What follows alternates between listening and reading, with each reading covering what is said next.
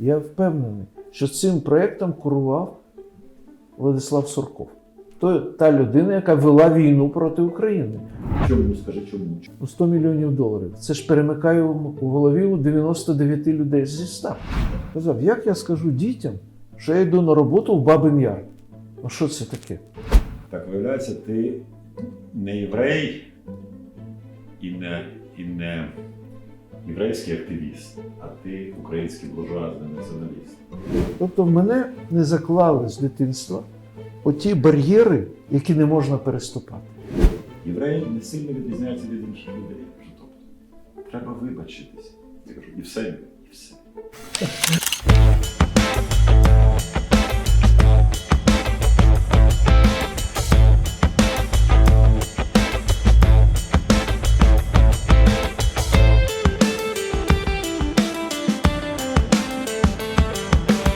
Здоров'я, пані і панове. Ми зараз, як, власне кажучи, починаючи з листопада, да? Ми коли почали? Чи ще в жовтні? В жовтні. З жовтня збираємося тут раз на двічі на місяць. І цього разу Йосиф Зісельс, я навіть не знаю, як його представити. Яскрава особистість, як на мене. А там далі вже ви всі маєте інтернет, можете Треба подивитися. темні окуляри одягати. До речі, ти нагадав, це звідки оця честь, знаєш звідки? Ну, за міфами, що в Британській імперії, там, в 18 сторіччі чи в 17-му, це було таке знущання, тому що голова човна був завжди капітан. І королева чи король був менший. І моряки страшенно знущалися, коли королева чи король заходили на борт. От. І вони робили вигляд, що сонце. Вони прикривали. І вони так, типу, ой, ще раз, я передивився. І з того часу це пішло. Отже, громадський діяч український. Я би зробив передмову маленьку для тебе, Йосипе. Я прочитав, що про тебе пишуть росіяни, і знайшов нове відлуння антисемітизму. Бо я спостерігаю за цими явищами, ну і так, коли читаєш щось, о, такий прояв є, такий є прояв. Так, виявляється, ти не єврей і не єврейський активіст, а ти український буржуазний націоналіст. Ну, це не вперше, це... А я просто не знав. Я читаю про тебе, і якщо читаю, то в українському контексті якби так спокійно. Це ще в 70-ті почалося. І я якось читаю раптом це російське, що росіяни пишуть. Так, просто ворог Росії. І ніякий він не єврей, він український націоналіст, і нічого спільного. І я був просто шокований, що і так можна повернути, що якщо ти будь-якої національності ставиш під сумнів те, що робиться в Росії, то ти вже не маєш тієї національності. Ти є русофоб. Просто автоматично. Ти зараховуєшся туди. Але питання у мене три. Перше, це Бабин Яр.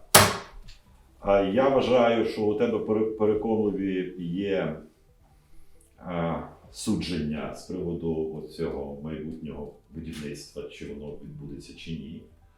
Я з тобою про це говорив, і я говорив, і всім говорив, що я до зустрічі, до розмови такої щільної з Йосипом, я якби вагався. Бо я читав різних людей, і різні люди казали, а що ж там, побудують, от красиво, Бабин Яр, в Києві, всесвітня, сумно відома обставина, через яку це все будівництво. І я не знаходив якби таких суворих аргументів проти. І коли я з тобою поговорив, то я якось зрозумів ці аргументи і вирішив, що треба людям ці аргументи теж викласти. Друге, безперечно, про антисемітизм ми маємо поговорити в Україні. І третє, згадуючи твоє минуле дисидентське, я би попросив тебе розтлумачити, я це написав собі чи людям. Бо мої розмови з дисидентами привели до того, коли більшість було ще живими, коли вони всі вийшли з в'язниць, як і ти в кінці 80-х, що я почав розуміти, що це не боротьба за якісь національні, демократичне майбутнє, чи націоналістичне, чи національне майбутнє. А я почав розуміти, що це специфічний склад голови, коли ти кажеш правду, а про цю правду ЦК КПРС каже щось, що це неправда, то ти починаєш пручатися не через якісь суперідеї, а через те, що алло, я кажу правду. Це така егоїстична, це якийсь егоїстичний мотив у мене виникло. Але це ми в кінці поговоримо, а почнемо ми все ж таки з Бабиного Яру.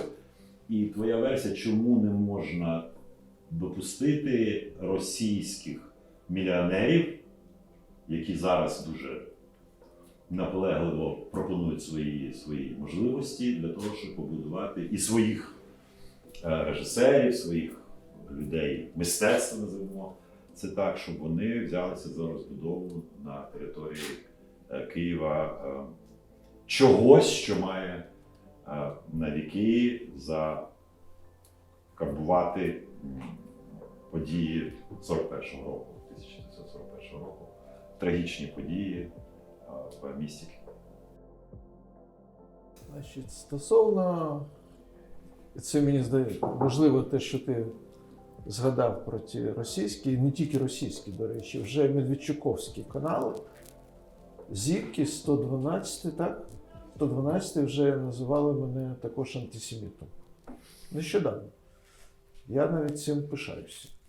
Якщо такі проросійські канали називають мене антисемітом, тобто це я розумію, що я роблю те, що щось правильно. Щось правильно, да. Ну я і так впевнений, що правильно.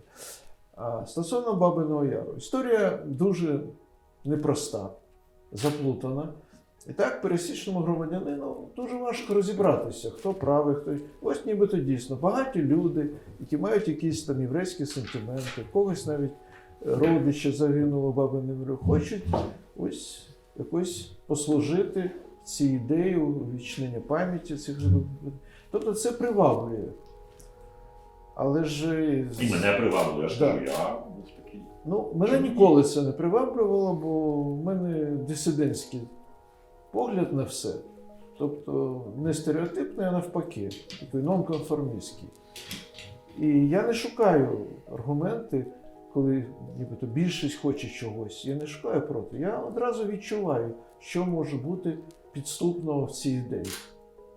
Я можу, звичайно, і помилятися, але вже цей проєкт розвивається з 16-го року. Тобто вже буде скоро 5 років, як він був започаткований. І кожен рік нам надає нові аргументи на користь підступності цього проєкту. Я виступаю дуже багато по цьому проєкту. Мені здається, навіть занадто багато. Бо, на жаль, те, що я відчуваю, дуже мало хто відчуває. І мене втішає тільки те, що там 50 років тому, коли я налаштовувався на дисидентське життя, також мало хто розумів, навіщо мені це потрібно і чому я кажу не так, як інші кажуть. Ну, от таке в мене відчуття. А що тут? Тут в мене є багато аргументів, але основні такі. По-перше, хоч я і, як ти сказав, український буржуазний націоналіст, перше відчуття в мене саме єврейське. Бо я добре знаю ту ділянку Бабиного Яру, яку колись якимось хитрими методами отримав сумнозвісний Вадим Рабінович. Не вклав гроші туди, а в інших брав на це, нічого не побудував там. Хоч це була ідея не його, але він вже перейняв її, щоб побудувати там 3 храми. Це церкву, мечеть і синагогу на пам'ять загиблих. Ідея була не свіжа, а також взята з Москви. Бо на Поклонній горі в Москві стоять 3 храми на знак примирення, нібито різних етносів, різних релігій. Тобто, і коли свого нема, то береш у сусіда. Тим більше сусід великий такий, моцний, да, і хочеться йому так комплімент такий, ось ми у вас взяли хорошу ідею і втілили її в своїй колоніальній країні. Так, перший спротив в мене саме єврейський. Я знаю цю ділянку, і вона розташована на єврейському цвинтарі колишньому. Ти добре знаєш ті місця, там цей Карандаш стоїть, телецентр, і він побудований на єврейському цвинтарі, і метро побудовано на єврейському цвинтарі. І навіть ті дома, що стоять з того боку вулиці Теліги, також, коли їх будували, то з котловану вночі вибирали мішками кості. Там не було цвинтаря на тому боці, але там робилися розстріли. В Бабиному Яру загинуло по різним оцінкам не менше 100 тисяч людей. 2/3 євреї, багато військовополонених, українські націоналісти, релігійні люди, роми, хворі психіатричної лікарні, яка там неподалік розташована. І так багато різних етнічних, соціальних і інших груп, які там язуть. Неможливо 100 тисяч людей розстріляти в одному місці. При всій методичності і механізованості німецького цього нацистського процесу, який був у Голокості втілений, неможливо їх бити в одному місці. Це потребує багато місць навколо цього великого оврагу, який був глибиною 30 метрів. Я тебе перетну. Да, і в багатьох місцях ці розстріли. Я просто як ілюстрацію я читав дуже фантастичну книгу цього Джонатана Літла. І там є такі якраз про українські події, десь на Волині такий момент, коли було завдання там вбити 1500 євреїв. От ти кажеш, що вони так все це німці робили дуже так правильно, так прискіпливо. І есесівський офіцер поїхав, значить, на ранок з'ясовувати, виконано наказ. А всі євреї стоять і нікого не бити. Він каже, що відбувається, що ви собі наказ був. Він каже, ми не знайшли місце. В лісі, на всіх галявинах НКВДісти розстрілювали. І там же є поховання. Тому ми би хотіли, ми шукали, але нема просто де розстріляти. Так що це така ілюстрація до твоїх слів. Да, овраг був дуже великий, Бабин Яр, і інші там були відходи від того оврагу також такі глибокі. І так що місця було багато. І вони це використовували, навіть з того боку Бабиного Яру. Це по-перше. По-друге, крім великого єврейського цвинтаря, я не знаю, скільки там було могил, 50 тисяч, можливо, бо Київ був дуже велике місто і багато євреїв жило. Ще з часів Російської імперії.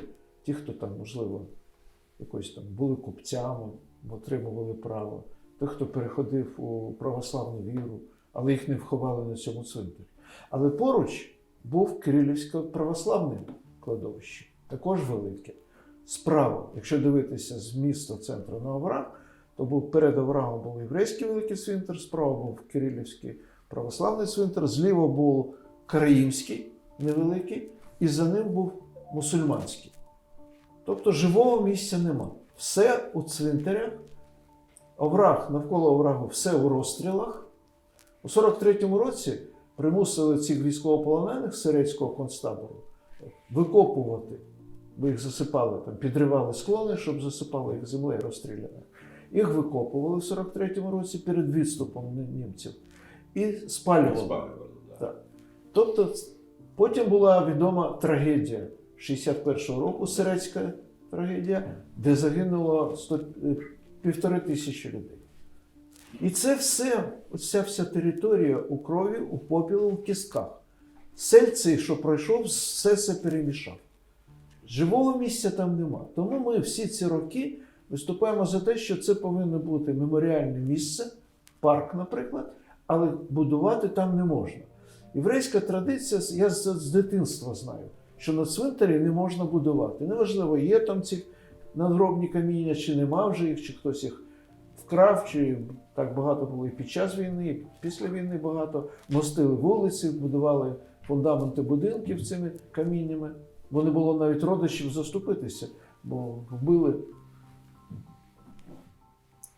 Це така статистика трагічна, що кожен третій вбитий у Голокості, тобто 2 мільйони людей, не залишили жодного родича. То повністю роди були знищені. Тому досі не можна відтворити всі ці імена. Нема кому згадати навіть про них. Так ось оцей жах був тут, в Києві. Тому ми проти того, що будувалося. А ця ділянка саме була на єврейському цвинтарі. І частково заходила на православний цвинтар. Є всі схеми, є карти. Будь-який шостокласник за комп'ютером може через Google Map знайти цей будівельний майданчик, накласти старі київські карти і отримує, кожен раз попадає на єврейський цвинтар. І ми були категорично проти, бо це супротивно традиції єврейській. А вони не хочуть про це слухати. Початку 16-го року приїхав один з тих трьох бізнесменів, Павло Фукс з Москви, і зі мною зустрівся, хотів мене захопити, залучити до цього проєкту. Сказав, да ми тут побудуємо таке, що нема ніде. Ані в Ізраїлі Яд Вашем, ані в Вашингтоні музей Голокосту. Ми найкраще в світі побудуємо тут величний такий суперпроєкт. Я йому одразу сказав, я був готовий вже до цієї бесіди. Бо я займаюся цими питаннями дуже давно. 30 років меморіальними проєктами в Чернівцях, в інших місцях України і Бабиним Яром. Ми ж витримали у 2002-2004 роках, ми витримали велику війну з американським єврейським розподільчим комітетом. Можливо, ти пам'ятаєш? Лаудер. Ні. Ще до Лаудера. Джойнт такий був. Джойнт. Да. Лаудер це він зараз Лаудер. Зараз, так, голосний. І Кучма тоді перерізав стрічку, там камінь поставили, що тут буде споруджено центр спадщини. І американці хотіли ввести тоді $50 мільйонів і побудувати там. Місце вибрали, ми їм кажемо, на цьому місці не можна будувати. Тут було місце розстрілу, відоме місце розстрілу. Нічого. Ну, у людей, у яких є $50 мільйонів, вони можуть вирішити майже будь-яку проблему. І знайшли якусь релігійну фірму в Ізраїлі. Заплатили їм, я не пам'ятаю вже скільки, 45 чи $50 тисяч. І ті їм дозволили будувати, правда, сказали, тут треба якусь бетонну плиту поставити під цим. А ми кажемо, не тільки в цьому проблема, а взагалі. Ось мій друг, мій колега Леонід Фінберг, ти знаєш, казав, як я скажу дітям, що я йду на роботу в Бабин Яр? Ну що це таке? Я сказав, мене рота не зможу відкрити, щоб таке сказати, я пішов на роботу в Бабин Яр. Тобто це сакральне місце, яке хочеться зберегти отаким нетронутим, великим будівництвом. Поруч десь, будь ласка, будуйте собі. Якщо не брати до уваги інші питання. Але це місце не для будівництва. Тепер же друга проблема, яка виникла нещодавно. Є лист від генерального директора цього російського проєкту. Я кажу, що є російський проєкт і є український проєкт. І це наше щастя, що ми не просто критикуємо російський проєкт, ми відстоюємо наш український проєкт. Бо ми вважаємо, що саме Україна повинна зробити тут належним чином місце пам'яті. Бо це Україна. Але до цього ми ще повернемось. Так ось, там є минора, куди там ми ходимо в день розстрілів. І вони написали листа Ткаченку, міністру культури, що ми хочемо до Міжнародного дня Голокосту 27 січня побудувати там тимчасову поминальну синагогу. Хороша ідея, чому ж ні? Хай люди моляться там. Але є одне, завжди є мінімум одне але.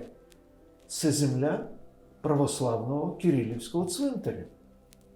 Як ти можеш будувати синагогу на землі цвинтаря? Ми не даємо будувати на єврейських цвинтарях, але нам так само важливо, щоб на будь-якому цвинтарі не йшло будівництво.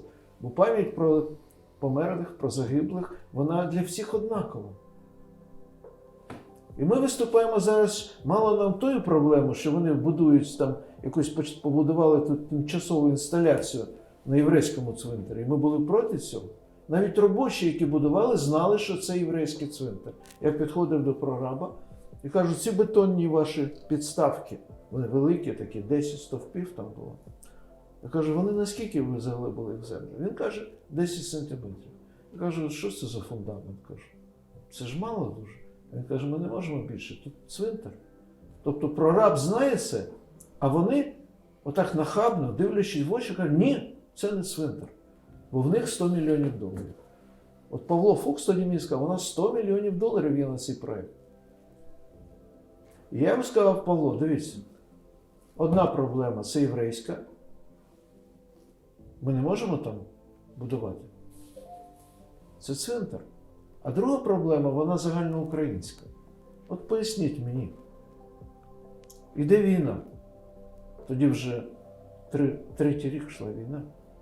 Росія напала на Україну, анексувала Крим, захопила частину Донбасу, вбиває, гвалтує, грабує. І в цей час Путін дозволяє своїм шісткам цим, Фрідману, Хану і Фуксу, вкласти 100 мільйонів доларів в країну, з якою він воює. Як це можливо? Поясни мені, в чому мотивація Путіна дозволити? А те, що російські великі бізнесмени не можуть вкласти навіть 100 тисяч, куди вони хочуть, без дозволу Путіна, це я просто впевнений на 100%. Тобто він їм дозволив. Я ж не оперативна служба, в мене нема можливості розвідки, контррозвідки. Я просто довго живу, багато бачу, вивчаю, займаюся цими питаннями. Я впевнений, що цим проєктом керував Владислав Сурков. Та людина, яка вела війну проти України. От до того останнього моменту, коли його поміняли на Козака. Крім того, іде війна. Ми знаємо, що це війна незвичайна, це війна гібридна. В неї є інформаційний фронт. Саме військові дії не займають такого великого місця і в інших війнах. Але дуже велику частину цієї війни займає інформаційний фронт. Завдання Росії, Путіна, керівництва Росії довести своєму всьому світові, що вони мають на це право, на цю війну. А як це право отримати? Бо це така країна, слабка, недолуга, нічого не може, і нації такої не можна. І вони взагалі антисеміти, вони нацисти, вони вбивали євреїв багато раніше. Ось в чому сенс тої гібридної війни. Довести всьому світові, що Україна заслуговує на ті методи, які до неї спричиняє Росія. І це працює. Коли ці хлопці приїхали сюди в 16-му році, сказали, ось ми вам побудуємо, 100 мільйонів доларів. Це ж перемикає у голові у 99 людей зі 100. Просто перемикає. Навіть у такого небідного, як Віталій Кличко, також перемикає. А вони ж його зробили, це ідея, до речі, Рабіновича, який він закинув через Фукса в Москву. Це моя реконструкція вже, гіпотеза. А зробили ідеологом Кличка. Ми зробимо так, що це буде твоя ідея побудувати там меморіальний музей, а ми тобі допомагаємо. Вони дуже спритні, вони дуже розумні, але вони дуже підступні. Останні роки я називаю цей проєкт «Троянський кінь Путіна», яку він підсовує Україні. І у них безпрограшна ситуація. Якщо ми проти цього проєкту, Україна, то ми дійсно антисеміти. Більш того, мені іноді здається, що це основна мета їхня. Вони б хотіли, щоб Україна заборонила цей проєкт. Але все ж таки мудрий Порошенко, хоч він був проти цього російського проєкту, він цього не зробив. Бо він розумів, що його на весь світ потім ославлять якось антисеміта. Далі. Якщо вони щось побудують, вони скажуть, дивіться, що це за країна, яка не може сама віддати належну пам'ять своїм євреям? А ми зробили російські там євреї. Ми зробили це замість них. Знову погано для України. І більше я впевнений, що експозиція буде побудована таким чином, щоб знову ж таки довести, що українці – це нацисти, націоналісти, антисеміти, і це буде показано в експозиції. Це приватний музей. Приватний. Ніхто не повинен їм давати дозвіл на експозицію. Міська рада повинна їм дати дозвіл на будівництво. І вони вже там вась-вась з усіма. З такими грошима, я думаю. Таким чином, що ми маємо? Я ж кажу, було б дуже погано, якщо б у нас не було українського проєкту. Але український проєкт є. І ми його захищаємо, і ми йому допомагаємо. І, до речі, і грошима. Там є державне фінансування, і там є допоміжне фінансування. Там тебе було там питання, чим не можна якось домовитися. Теоретично можна. І я це запропонував ще у 2018 році. Було слухання в Комітеті по правах людини у Верховній Раді. Юрій Логвинський вів засідання, він заступник був голови комітету. Приїхала їх команда на чолі з великим Натаном Щаранським, якого я знаю 40 років, дуже добре, да? Знаю, коли він ще не був таким великим. І вони представляли цей проєкт в Верховній Раді. Російський. Російський проєкт. А ми були як опоненти. Я, там, Княжицький, Нахманович, ще там хтось. Я сказав, я виступав також там, і сказав, що я бачу загрозу для національної безпеки України в цьому проєкті. І от ці аргументи, що я тобі кажу, і іншим кажу, я всі 5 років оперую цими аргументами. Я сказав, але я не хочу битися, я вмію битися. Я це довів багато разів. Але я не хочу битися по Бабиному Яру. І я бачу компроміс. Теоретичний компроміс. Давайте поєднаємо. Є український проєкт, який, до речі, по розвитку випереджає російський. Російський працює на піарі тільки. У них пройдено дуже мало шляху. У них нема концепції ще. У українського вже є концепція. Вона вже рецензована не тільки в Україні, але й за кордоном. Я знаю, бо я допомагав знаходити гроші для оплати рецензентам за кордоном. Він дуже делікатний. Ніякого будівництва в Бабиному Ярі. Великий меморіальний парк. Розширення заповідника до 70 гектарів. І ми провели ще в 2016 році конкурс на основні архітектурно-ландшафтні ідеї для цього парку. Парк так, будівництво ні. Там вже є більше як 30 пам'ятників. Кожна група зацікавлена ставила свій пам'ятник. Ось цей ландшафтний парк меморіальний повинен вписати цей пам'ятник в єдину таку архітектурно-ландшафтну композицію. От така ідея. 70 гектарів, включаючи цвинтарі, які навколо. Тобто це такий Бабин Яр, Дорогожицький некрополь. Так не називається ідея проєкту. І 2 музеї. Перший музей – це музей пам'яті жертв Бабиного Яру. Він повинен знаходитися у колишній конторі єврейського цвинтаря.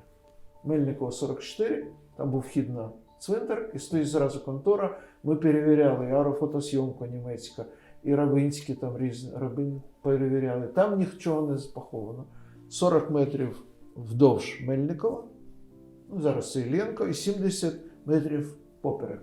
Нема ніяких поховань. Тобто в цьому будинку можна робити, і там, ми знаємо, не вбивали, там їх не зберігали, бо там мало місця було. Їх зберігали там на Дорогожицькій вулиці, там склади були, там, де зараз сільпо знаходиться.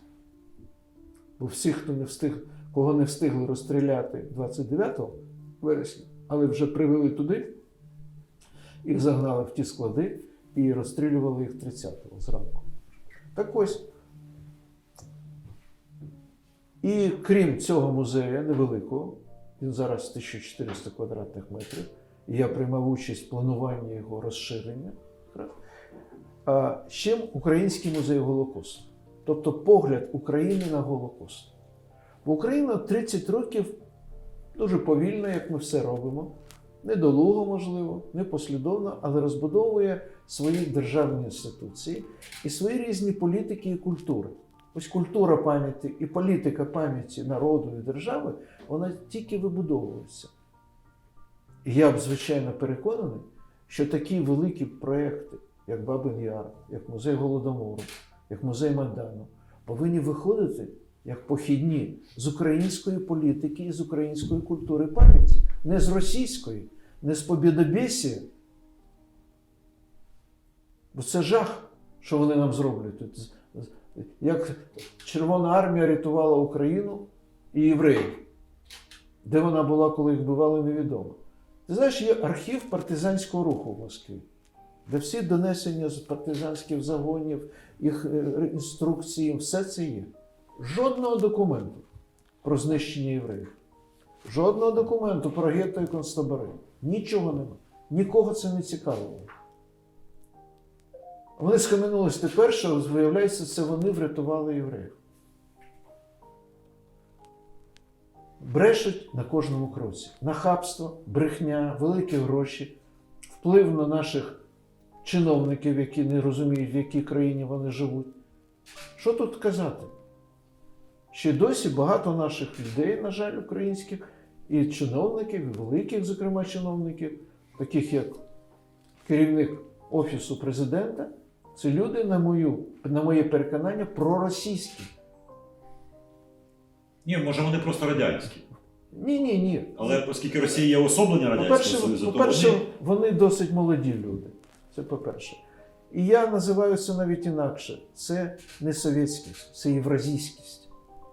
Це ідентичність, цивілізаційна ідентичність, яка протилежна європейській ідентичності. Про це можна окремо говорити, я можу також годинами, як і про ці теми.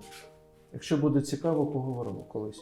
Так ось, український проєкт йде з української культури пам'яті. Вона постає, але ми бачимо, що вона буде культурою пам'яті цього народу, який живе в цій країні. А вони нам пропонують, я ж читав їх наратив історичний. Вони ж зробили свій наратив, це попередня ще команда, їх же всіх звільнили. Такий наратив, що центром Голокосту є не Берлін, не Німеччина нацистська, а Бабин Яр, Київ. І вони в такі концентричні кола потім розходяться від Бабиного Яру, Київ, вся Україна, потім Білорусь, Румунія, Молдова, частина Росії. Вони так зробили цей наратив, що виходить взагалі, що вони оперують дійсно совєтськими масштабами. Вони таке придумали, що Голокост від куль – це тільки для совєтського народу було. Але це брехня. Я був в Пшемишлі, де жили польські євреї. В 1939 році, коли домовились Сталін з Гітлером, німці зайшли спочатку далі, а потім відступили Сян. Там же Сян якраз проходить. І відступили за Сян і залишилися совєтські армії. Я був на цвинтарі. Їх розстрілювали, польських євреїв, які жили на цьому боці Сяну, в Пшемишлі. Тобто і це брехня також. І ці дві політики пам'яті, ці дві культури пам'яті, ці два проекти зіткнулись зараз. І я запропонував компроміс. Я кажу, дивіться, ось є команда російського проєкту, є команда українського проєкту. Давайте поєднаємо. Візьмемо все краще, що є тут, що тут, поєднаємо органічно це все і зробимо дійсно великий проєкт разом. Але, одне але, все пополам, 50%. І передусім фінансовий чинник. 50%. Бо якщо ти не даєш гроші, ти не маєш впливу на проєкт, на команду, на всі служби, на всі інституції. Це перше. А по-друге, умова, що українська команда повинна мати право вето на будь-які елементи концепції, експозиції, які наносять шкоду Україні. Оце таке. Все. Вони одразу відкинули. Вони не хочуть це слухати. Вони навіть не розглядали. Бо їм треба втілити те, що вони задумали, те, що вони замислили. І основна ідея – це шкода Україні. Я впевнений в цьому.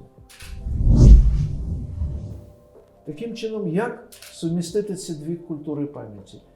Одна імперська, а друга колоніальна, постколоніальна. Я тобі скажу, я собі навіть занотував. Я думав про це багато років, багато десятиліть. І буквально там 2, 3, 4, може, роки тому я зрозумів одну штуку. Зараз я щось таке погане скажу. На одній території, на одній землі неможливо співіснування двох культур. Так що і ти помилявся, коли казав про можливість компромісу. Ні, я ж не сказав, що та культура повинна втілитися в цьому І я просто довго думав і намагався собі знайти приклади, починаючи від Квебеку до 70-х років, до батька цього нинішнього прем'єр-міністра Трюдо, коли просто сказали, от Квебек франкомовний кінець. І тільки тоді вони заспокоїлися. Що от у них є своя франко-територія. Не англо-територія, а саме франко-територія. А всі намагання до того, ну давайте трошки вам, трошки нам, трошки Франції, трошки Британії. Я дивлюсь зараз на Ельзас-Лотарингію. Куди б ви не подивилися, або Франція, або Німеччина. Ну, зараз немає Варіантів. цього. Ні, ну, Зараз Європа, тому Європа і зробила цей правильний крок. але Квебек і інші, і Шотландія там з Англією, і Ельзас-Лотарингія – це все європейська Так, частина це ідентичності. європейська А ідентичність. тут стик двох систем ідентичності. Але я повинен був запропонувати цей Так, ні, компроміс. ти правий тактично, ти правий якби дискусійно. Я, може, теж би запропонував, маючи в знаменнику в голові, що І насправді бо я багато займаюся проблемами ідентичності. Можна існувати разом, поруч, різними ідентичностями. Одне питання – не нав'язувати іншому свою ідентичність силою. в євразійському варіанті скажи, це неможливо. А що наші проблеми з Донбасом не виходять з того зіткнення Те двох саме. ідентичності? Так, А ми не хочемо нав'язати їм швидше, щоб вони розмовляли українською мовою. Я хочу, щоб вони розмовляли українською мовою. І я хочу. Але наші чиновники, недологи, вони не розуміють, як це робити, як мотивувати, як заохочувати людей розмовляти мовою. Вони Що ж це такі- час і багато часу. бо вони ж такі самі, вони з євразійської ідентичності. І вони знають тільки авторитарні методи, тільки примусу. І коли нема примусу, тоді можуть співіснувати дві ідентичності. Але це окрема тема. Да, це ми не будемо. Таким чином, ми зараз знаходимося дуже в гострому конфлікті. Я про це Фукса попереджав в 2016 році. Я сказав, якщо ми ці питання, про які я казав, що це єврейський цвинтар, що це нам незрозуміла мотивація Путіна, якщо ми не вияснимо, не з'ясуємо одразу, буде війна. І ми все більше і більше втягуємося в війну, яку я не хочу вести, але я буду її вести. До кінця буду вести цю війну. Якщо навіть всі вже будуть за російський проєкт, я все одно буду проти. Бо це мені стало зрозуміло одразу, що ніякого російського проєкту в Україні бути не повинно. Я кажу, дивіться, коли ось в Польщі будували єврейський музей, хороший музей, до речі, непогано, хоч є в мене зауваження, але його будували 25 років, від ідеї до перерізання стрічки, 25 років. І в цьому приймало участь багато людей. Поляків, і євреїв, і ті, що живуть в Польщі, і ті, що живуть за кордоном. Держава і місто фінансували більше 50%. Інші гроші приходили з приватних фондів. Я знав польського магната одного, Єжи Кульчик вже покійний, єдиний олігарх польський, більше в них не було, який дав 10 мільйонів на цей музей. І це обговорювалося. Були дискусії, навіть билися. І я ж хочу, щоб і тут так було. Щоб люди приймали участь в обговоренні, українці, щоб приймали участь, бо це будується на їх землі. А так вони сприймають цей проєкт російський як ворожий до них, до їх культури пам'яті, до їх історії, до їх майбутнього. І все одно буде війна. Так навіщо ж йти на цю війну? Тому давайте побудуємо український проєкт. Можливо, він буде не такий красивий, бо нема стільки грошей.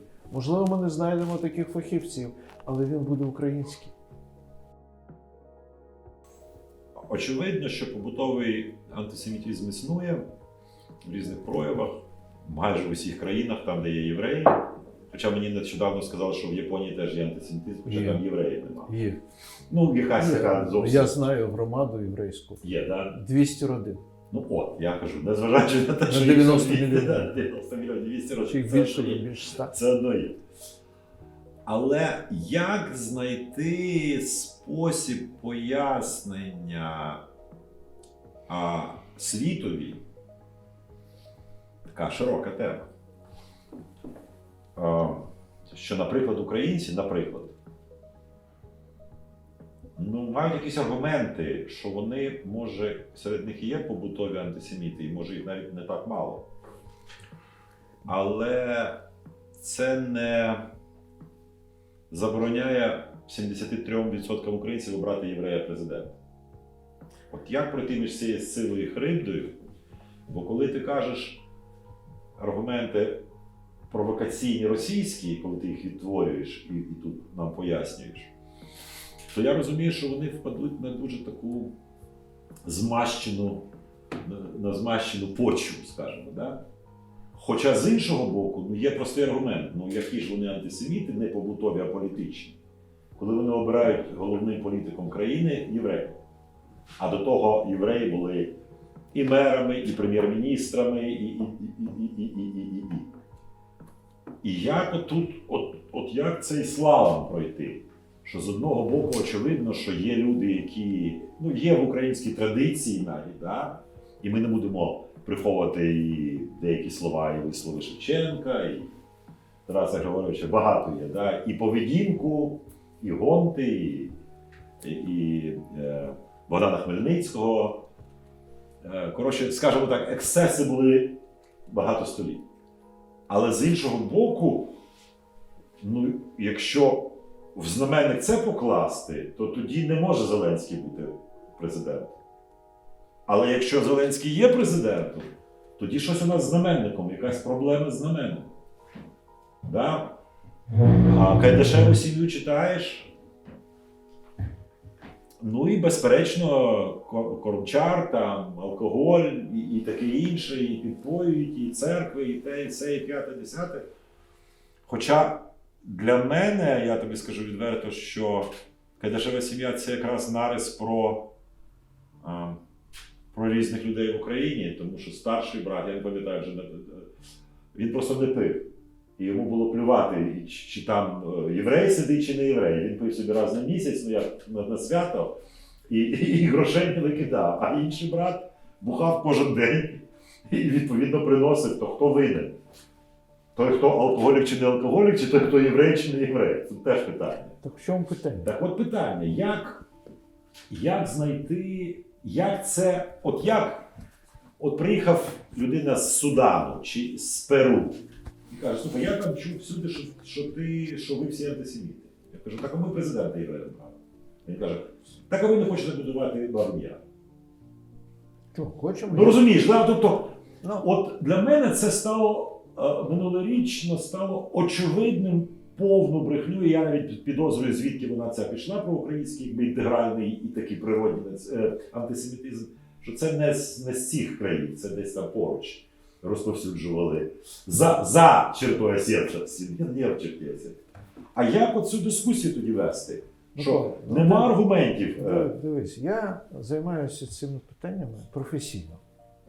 Так я тому тебе Я вітаю. ще за совєтських часів у 90-му році будував по всьому Совєтському Союзові мережу моніторингу і аналізу антисемітизму. Тобто 30 років професійної діяльності. Я сам не працюю як експерт, але я користуюся послугами експертів. Я отримую там матеріали, от нещодавно отримав європейські звіти по антисемітизму. Я знаю, що в Америці, у всіх країнах. Україна має один з найменших антисемітизмів в світі. Один з найменших. І я на цифрах це тобі можу довести. Побутово мене взагалі не цікавить антисемітизм. Чому? Скажи, чому? Ну, тому що він побутовий. Мене цікавить суспільно значимі явища, так звані інциденти.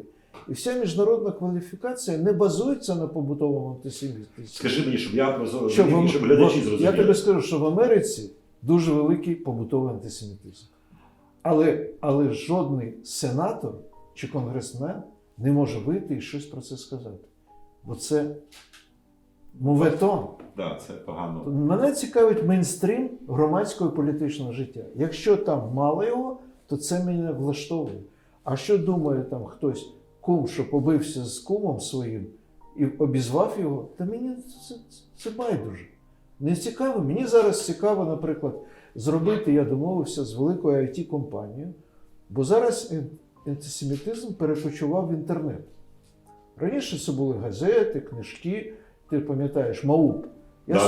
Я судився з МАУПом 10 разів. Це вони на мене подавали в суд, бо я їх називав антисемітами. І я 10 судів виграв в них. О, то було красиво. Тоді ми фіксували в рік до 700 публікацій. 700 публікацій. Але потім ми примусили Ющенка все ж таки щось зробити з цього приводу. Я привів туди команду цілу єврейську. Там був Ющенко, був тоді Наливайченко, генеральний прокурор, міністр внутрішніх справ. Я сказав, дивіться, зростає ксенофобія. Я навіть не казав про антисемітизм. А взагалі ксенофобія зростає. Це був 2007 рік. І це справа держави, а не громадських організацій. Ми можемо допомагати, фіксувати, сприяти цьому, але це ваша справа. І при тому, що Ющенко не так багато зробив справ, хоч він і багато зробив іншого, це тяжко пояснити, що він зробив, але я можу це зробити. Але тут вони щось зробили. Був такий міністр освіти Ніколаєнко, соціаліст. Да, соціаліст, я Так? пам'ятаю, його дуже добре який знаю. Да. взявся ретельно за цю справу. Просто почав позбавляти МАУ права на диплом, акредитацію. І вони зрозуміли, що це їм не вигідно. У 2010 році у нас було 10 публікацій від МАУПу, а МАУП стягнув до себе всі ці сили. Так що я це дуже добре знаю. У нас за багато років, Я про МАУП, перепрошую, за багато знов-таки років хочу, звіти є. Це як це ілюстрацію зробити. Я говорив колись з Ребе Блайхом, такий головний ребе України. Один з головних. Один з головних, так. І я його, тоді він був один. Це було кінець 90-х, якраз коли МАУП в розквіт пішов. Я кажу, Ні. МАУП пішов в розквіт по антисемітизму, я пам'ятаю, у 2001 році. ну от десь кінець 90-х, початок Коли 2000-х. Щокін поїхав на Дурбанську конференцію. І я прийшов і кажу, Ребе, скажіть мені, а що робити? А раптом хтось це мене настільки принизив, він молодець, я так просто пхнув. От кажу, ну там же не всі антисеміти. А раптом у когось там совість заграє, і він скаже, слухайте, я не поділяю думки своїх колег по МАУ. Він мене так подивився, як на повного ідіота, каже, знаєте, євреї не сильно відрізняються від інших людей. Я кажу, тобто, треба вибачитись. Я кажу, і все. Прийди, скажи, євреї, я був неправий. Але от у мене враження, от перші кроки, це особисті, чи відразу Зісель сказав, демократії нема для всіх, я пішов боротися. Ні, ну, звичайно, ти правий, це особисто. А інколи це особисто і до кінця. Домінуюче особисто. Це твій шлях. Ти згадай 19 сторіччя, 18, 17. Українські села. Сотні тисяч людей на панщину ходять кожного дня. Нічого з цього майже не отримують. Ну, кусень хліба є, землянка так. Ну, це потім тільки хати почалися. І вони це все терплять. А один з тисячі каже, ні, я не буду цього терпіти. І біжить на Запорізький степ. Ось. Завжди 1 на 1000 не може свою голову впихнути у той. Але я кажу не так. Я кажу так. Це такий випадок. 1 на 1000. Але світ тримається на тих людях. Так, без суду, сіль землі. Да. Ось вони на своїх плечах несуть весь А тягар. у тебе як весь це тягар було? От цього як у тебе світу. це перемкнуло? Що у тебе відбулося таке, що ти сказав, щось У мене ніби- не перемкнуло. У мене у кожного особисті якісь. Ну так, без суду. Це дитинство. Але в мене не було звичайного того провінційного, я з Чернівців, єврейського дитинства. У мене мама рано померла, батько був дуже заклопотаний справами, дітей вирос, треба було вирости. Ми його майже не бачили. Няня там румунка виховувала, якщо можна сказати. Тобто в мене не заклали з дитинства оті бар'єри, які не можна переступати. Ага. Охоронні. Коли ти знаєш, що така, я називав це соціальна шизофренія. Ти точно знаєш, що можна говорити вдома, в родині, з друзями, і що можна говорити в школі, в університеті. А у тебе цих кордонів не було? Чи майже не В було? мене її не виховали. Це один з чинників. Але він тягне за собою інше. Другий чинник, також з раннього дитинства, це впертість. Мої родичі говорять, бо я не пам'ятаю, мама померла, коли мені було 6 років, і не 2 роки я не бачив, вона хворіла. Тобто я тільки на похорон прилетів до неї. В Кишинєві її ховали. Другий – це впертість. Бо мої родичі розповідали, що моя мама плакала від моєї впертості. Коли ти такий був ще? Ще менше. це також. Оці поєднання таких чинників, особистих, генетичний там, темперамент, оця впертість, бо це генетично забив. І соціальні, родинні, відсутність виховання правильного в лапках. Що треба терпіти. Ти чуєш брехню? Терпи. Бо це каже вчитель, чи це каже чиновник, партійний діяч. Помовчи. Ти вдома можеш сказати те, що ти думаєш. Але там не можна це казати. В мене того не було. Тому я завжди казав те, що мені здавалося правдою, в чому я був переконаний. Інколи і помилявся бував. Але в 9 класі, я вже пам'ятаю, я отримав першу книжку «Сам видав». Випадково. І все. Раніше я не розумів, бо те, що кажуть навколо мені, я цьому не довіряв. Вже телебачення було тоді, у нас з'явився телевізор десь 60-ті роки, маленький такий, дуже. І я не вірив тому, що бо я відчуваю навколо, чую розмови в родині, там сусіди щось кажуть, а те, що ззовні, це щось не те. І коли я отримав першу книжку цю, самвидавську, я зрозумів, ось де правда.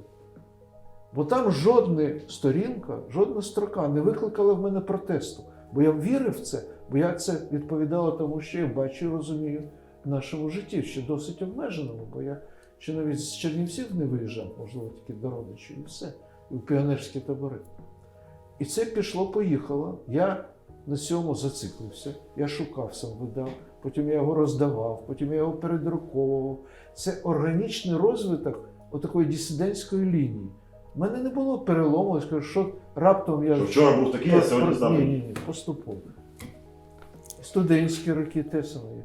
Для мене дуже важливо було постійно торкатися правди, яка була тоді тільки в самвидаві, ну і в цих радіоволнах, Ну, да, Свобода, BBC і інші, бо ще батько мій слухав. Ти знаєш, ти мені зараз... Але він на роботі про це не розповідав. Ти мені зараз показав дзеркало. У мене дуже схожа ситуація, тільки у тебе через те, що таке виховання, а у мене через те, що високоповажний батько. Тобто Я знаю, хто мені оці червоні лінії теж були такі розмиті, і я зараз чомусь розповідав про це. Я згадав, коли я на розкопках в Білгород-Дністровському був. Випили ми так немало, тоді ще ніхто не знав про вино шапське, а воно там тільки і було шабло. І ми там купували 3-літровими такими бідонами. Ми навіть чайнику його носили. Ми трошки підпили, зайшли в центральний парк якийсь, і там був Ленін. Ну, такий великий Ленін на постаменті. Я заліз на постамент, так обійняв Леніна цього, і внизу хлопці стоять, я кажу, так от я думаю, цілуватися, так поцілувати його в щічку чи ні. Хлопці, як це побачили, всі розбіглися, і я дуже образився. Тому що, ну як це? Ну ми ж всі хулігани, ми ж разом маємо хулігани. Що це таке? Я тут хуліганю, їх нема. Багато років пройшло. А вони відразу сказали, ну да, у нього батько академік, він може Леніна поцілувати, йому дадуть 15 днів, да і все. А нам по 2 роки дадуть. І теж все. Тому у мене теж цей був такий, така наглість, саме тому, що я собі підсвідомо, безперечно, бо батько ніколи це не вітав. Але ця правда і брехня – це тільки одна лінія. Є друга – це насильство. У мене категорична відраза від будь-якого насильства над людьми. Будь-якого. І також дитинства. Ну так вийшло. Виховання, можливо, також. Скоріше, відсутність виховання. І ось ці дві складові – це якраз те, що складає основу дисидентства.